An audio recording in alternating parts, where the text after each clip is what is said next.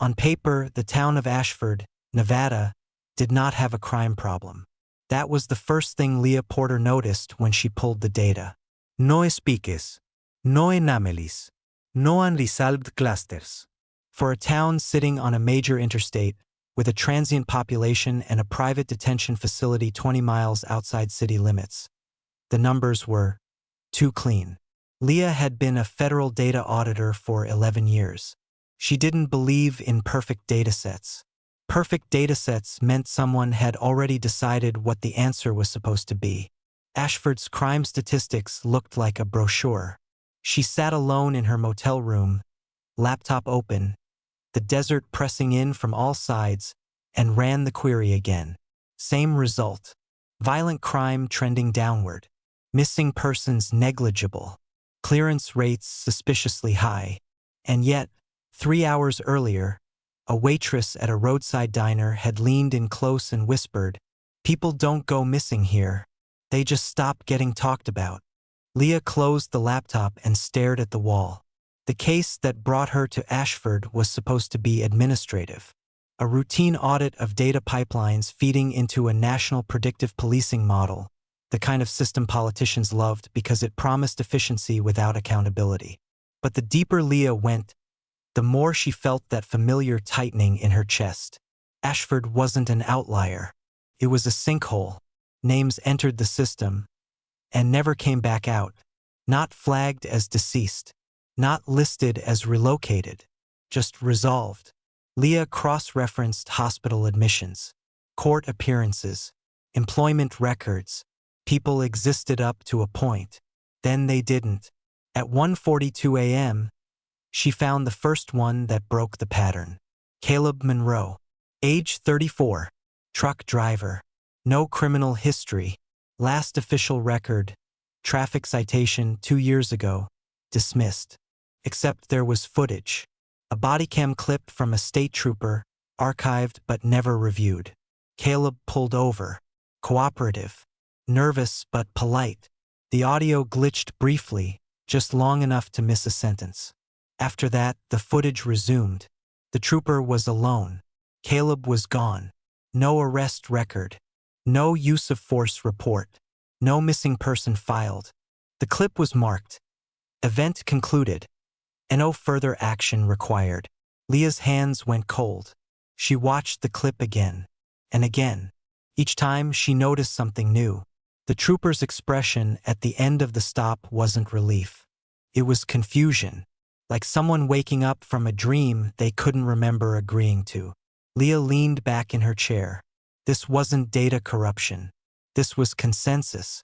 Someone, or something, had decided Caleb Monroe's absence was more stable than his presence. Her phone buzzed. Unknown number. She ignored it. The phone buzzed again. Then again. Finally, she answered. "You shouldn't be looking at resolved events," a man said calmly. American accent. Educated. Not threatening, which was worse. "I'm an auditor," Leah replied. "That's literally my job." A pause.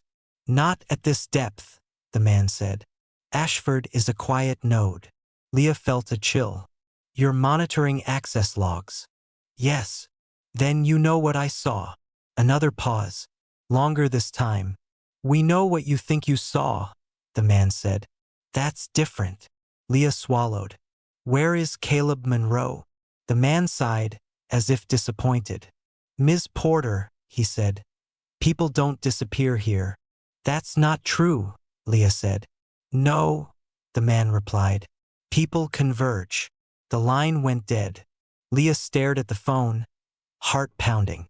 Outside, the desert wind howled, rattling the thin motel windows. She opened the laptop again. If Ashford was a sinkhole, then there were others. And if the system needed people to vanish quietly, then someone somewhere had been watching long enough to notice. Leah typed one word into the database search field. Unstable. The screen hesitated, then returned an error she had never seen before. Query not permitted at this level of awareness. Leah smiled grimly. "Too late," she whispered, because now she knew the truth. Ashford wasn't crime-free. It was optimized. And whatever was optimizing it had just realized she was paying attention. Leah didn't sleep that night. She sat on the edge of the motel bed with the laptop balanced on her knees, desert moonlight bleeding through the blinds in pale stripes. The error message still glowed on the screen, unblinking. Query not permitted at this level of awareness. She'd audited classified systems before. She knew how access tiers worked. But this wasn't a permission error. There was no reference ID, no escalation path. The system wasn't denying her request. It was addressing her. She ran a secondary scan, routing through a legacy endpoint the model should have deprecated years ago. The response came back fragmented, metadata without content, headers without bodies. But it was enough. Ashford wasn't alone. There were 17 towns like it, always near highways, always near infrastructure no one wanted public attention on, always statistically quiet. Leah pulled up a map and overlaid disappearance-adjacent data. Unexplained job terminations, sudden address invalidations, expunged misdemeanor arrests that didn't align with court calendars. The pattern was unmistakable. These towns weren't preventing crime. They were absorbing instability. At 4:26 a.m., her phone rang again. This time there was a name. Jacqueline. Leah answered. You found the nodes, a man said. His voice was older than the one from earlier, rougher, threaded with fatigue. That means they're already recalculating. Who are you? Leah asked. Someone who stayed too long in a quiet town, he replied, and didn't converge fast enough. Leah closed the laptop slightly, instinct screaming. You're the one who called earlier? No, Klein said. He's still useful. I'm residual. Leah frowned. You said converge. What does that mean? Klein exhaled, long and heavy. It means the system decides you're easier to manage as an outcome than as a person. Leah stood and paced the room. You're saying Ashford corrects people? Yes, Klein said. By removing friction. That's euphemistic, Leah snapped. So is optimization, Klein replied. But that's the language they prefer. Leah stopped pacing. Where are the people? Another pause. They're not held, Klein said carefully. They're resolved. Her stomach twisted. You keep using that word. Because it's accurate, Klein said. They're not punished. They're not disappeared. They're reassigned to versions of reality where they don't create variance. Leah felt cold. You're talking about off-the-books detention. No, Klein said. I'm talking about statistical euthanasia. The words landed like a punch. Leah lowered herself onto the bed. That's not possible. That's what I said, Klein replied. Before Ashford. Silence stretched. Then Leah asked quietly, How did you get out? I didn't, Klein said. I was a county sheriff. Leah's breath caught. I noticed arrests that never reached court, he continued. People transferred to facilities that didn't exist on paper. I asked questions. And, Leah asked, and the system tried to converge me, Klein said. But I was already retiring, already statistically insignificant. Leah closed her eyes. They let me go, he said, but they erased where I went. Leah's phone vibrated. A text message. Federal audit reassigned. Depart Ashford immediately. They're pushing me out, Leah said. Yes, Klein replied. Because you're still movable. Leah's jaw tightened. Not yet. She opened the laptop again. What happens to the ones who don't converge? She asked. Klein was silent for a long moment. Ms. Porter, he said finally, have you ever noticed how some missing persons cases never generate families on the news? Leah swallowed. What? No vigils. No posters. No interviews, Klein continued. That's not coincidence. That's pre-selection. Leah felt sick. You're saying the system chooses people who won't be missed. Not at first, Klein said. But it makes them missable.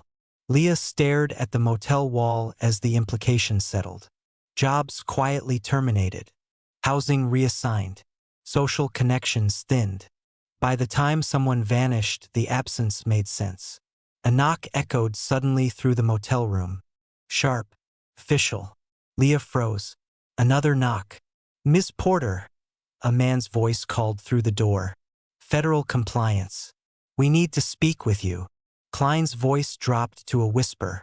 "They're not here to arrest you." Leah's heart pounded. "Then why are they here?" "To offer you stability," Klein said. "Don't take it." The handle rattled. Leah glanced at the laptop, at the map of quiet towns glowing softly on the screen. If she left now, she could still disappear politely. If she stayed, she opened the motel room window. Desert air rushed in, hot and dry. "Miss Porter," the voice at the door repeated, firmer now. Leah grabbed the laptop and slipped out into the night. As she ran, somewhere deep inside a system designed to hate uncertainty, a variable refused to converge. Leah didn't know how long she ran. The desert swallowed sound fast. Every step kicked up dust that seemed to erase itself mid-air, like even footprints were an inconvenience here. She didn't look back. She didn't need to. Ashford already felt farther away than distance could explain. Her car was parked behind the motel, half hidden by a rusted fence. She threw the laptop onto the passenger seat, hands shaking as she turned the ignition. The engine hesitated, then started. Only when she merged onto the service road did she breathe again. The GPS recalculated 3 times before giving up entirely. Route unavailable. She laughed once, sharp and humorless. "Of course," she muttered. 10 minutes outside Ashford, the highway signage changed. The reflective green faded into matte gray. Exit numbers skipped. Mile markers stopped matching time. Leah slowed. Ahead, a checkpoint materialized out of the dark. Not barricades, not flashing lights, just 2 unmarked SUVs angled across the road and a portable sign illuminated from below. Infrastructure access. Authorized vehicles only. No insignia. No agency name. 2 men stood beside the SUVs. No weapons visible. No urgency. They watched her approach with the calm certainty of people who already knew the outcome. Leah didn't stop. She swerved onto the shoulder and hit the gas. The men didn't chase her. That was worse. The road narrowed abruptly, asphalt giving way to packed dirt without warning. Her tires skidded. The headlights caught fencing on both sides now, tall and continuous, stretching into darkness. She was no longer leaving Ashford. She was being guided. Her phone buzzed. Jacqueline. She answered without slowing. "You took the wrong road," Klein said. "There was no other," Leah snapped. "That's the point," he replied. The road dipped suddenly, and Leah felt the pressure change in her ears. Ahead, lights appeared. Low, industrial, deliberately dim. A facility. Not marked. Not hidden either. Just omitted. Leah pulled up hard, heart hammering. Concrete buildings squatted against the desert like afterthoughts. No signs. No fences. No guards visible. "This isn't a prison," Leah said. No, Klein replied. "It's a sink." Leah stepped out of the car. The air here felt heavier, as if sound traveled slower. "What happens here?" she asked. Klein exhaled. "People who generate noise get normalized." A door opened at the far end of the nearest building. A woman stepped out, middle-aged, professional, carrying a tablet. She smiled politely. "Ms. Porter," she called. "You don't need to be afraid." Leah didn't move. "You're standing at a stabilization facility," the woman continued. "We correct high-variance individuals before they destabilize larger systems." Leah felt sick. "You erase them." The woman shook her head. "We simplify them." Leah laughed bitterly. "That's not simplification.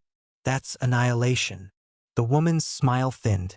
"Is it annihilation to remove unnecessary complexity?" Leah glanced past her, toward the open door. Inside, rows of people sat at desks, working, typing, eyes unfocused. No distrants. No guards. They look alive, Leah said. They are, the woman replied. They're just quieter. Leah felt rage rise. You choose who matters. We choose what stabilizes, the woman said calmly. People adapt remarkably well when relieved of choice. Leah's phone vibrated violently. Notifications flooded in. Audit status. Terminated. Employment record. Under review. Identity confirmation. Pending. They're starting on you, Klein warned. You need proof. Something physical. Leah's gaze locked on the people inside. How many? She asked. The woman followed her look. Enough. Leah stepped forward. I want to see the intake records, she said. The before and after. The woman studied her for a long moment, then nodded. Very well, she said. You'll find the process clarifying. As Leah crossed the threshold, she felt it. The pull. Not forceful. Persuasive. Like gravity suggesting a new center. Somewhere deep inside the system, models recalculated. Leah Porter had entered a space designed to erase variance. And for the first time since Ashford was built, the system was unsure whether to absorb her or whether she would change the definition of quiet forever. The building smelled wrong. Not like disinfectant. Not like metal. Like absence. Like a room that had been cleaned too thoroughly. Scrubbed not of dirt but of meaning. Leah felt it the moment the door sealed behind her. The woman with the tablet, she never introduced herself, walked a step ahead, heels clicking softly on polished concrete. Every sound echoed too long, as if the space itself were listening. You call this stabilization, Leah said. I call it social euthanasia. The woman didn't turn. Euthanasia implies suffering. What we do removes it. They passed rows of desks. The people seated at them moved in perfect, gentle synchronization. Typing, reading, clicking, no talking. No hesitation. Leah slowed near one man, mid-30s, neatly dressed, posture impeccable. His eyes tracked lines of text on a screen Leah couldn't see. What's his name? Leah asked. The woman glanced at the tablet.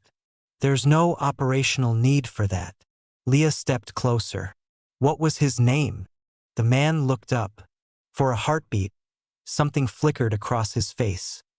Recognition, confusion, terror. Then it smoothed out. Hello, he said pleasantly. Is there something I can help you with? Leah's stomach dropped.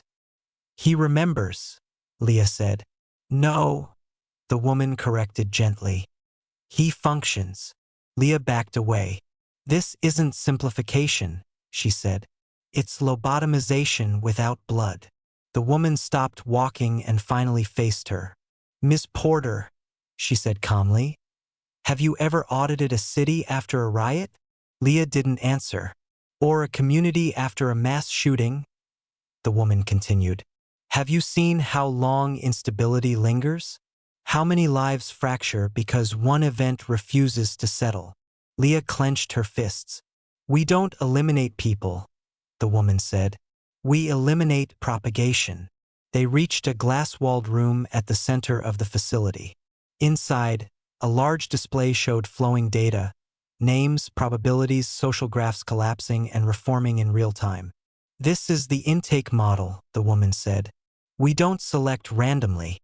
Leah stepped closer to the glass. On the screen, variables aligned. Low social redundancy, high behavioral variance, minimal narrative anchoring. They choose people with weak support systems, Leah whispered. Yes, the woman said. People whose absence resolves quickly. Leah felt something crack inside her. You make them unmissable first, she said. Then you remove them. The woman didn't deny it. Leah's phone buzzed violently in her pocket. Jacqueline. She answered, barely breathing. They don't disappear people. They pre-process them. I know, Klein said quietly. I saw the early version. Leah stared at the intake model. And resistance?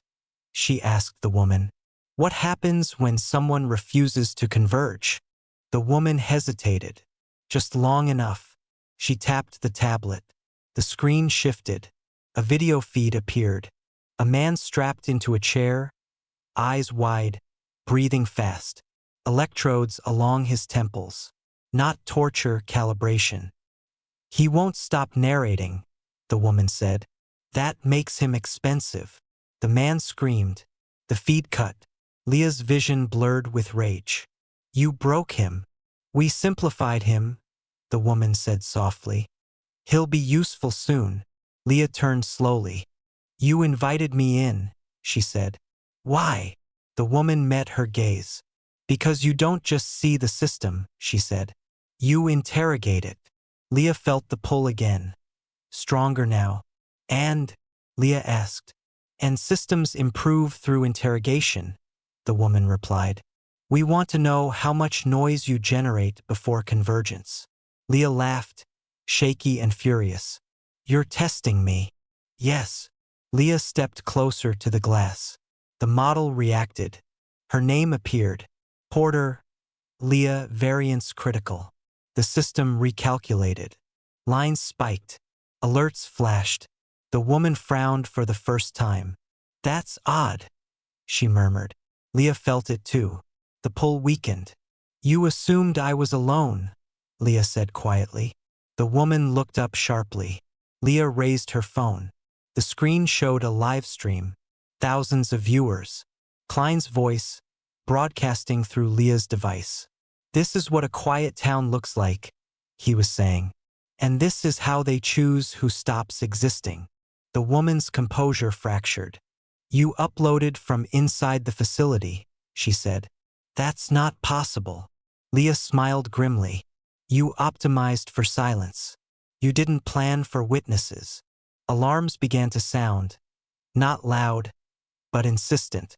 The people at the desks paused, fingers hovering. The system strained.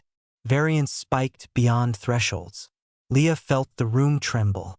You can't let this propagate, the woman said, voice tight. It will destabilize everything.